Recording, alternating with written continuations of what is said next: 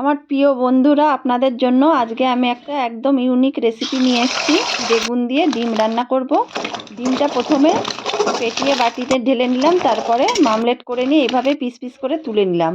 এবার বেগুনগুলো আমি এভাবে কেটে নিয়েছি। লবণ হলুদ মাখিয়ে নিয়ে কড়াইতে সর্ষের তেল দিয়ে বেগুনগুলো ভালো করে ভেজে তুলে নেব। তারপরে কড়াইতে আর একটু সর্ষের তেল দিয়ে পেঁয়াজ বাটা দেবো, রসুন আদা বাটা দেবো, টমেটো কুচি দেবো, লবণ হলুদ জিরে গুঁড়ো লঙ্কা গুঁড়ো দিয়ে মশলাটা সুন্দর করে মাংসের মশলার মতো করে কষিয়ে নেব। তারপরে ডিম আমলেটটা দিয়ে দেবো, বেগুন ভাজাগুলো দিয়ে দেবো, দিয়ে আর একটু কষিয়ে নিয়ে জল দিয়ে দেবো। রান্নাটা কমপ্লিট হয়ে গেলে গরম মশলা দিয়ে নামিয়ে নেব।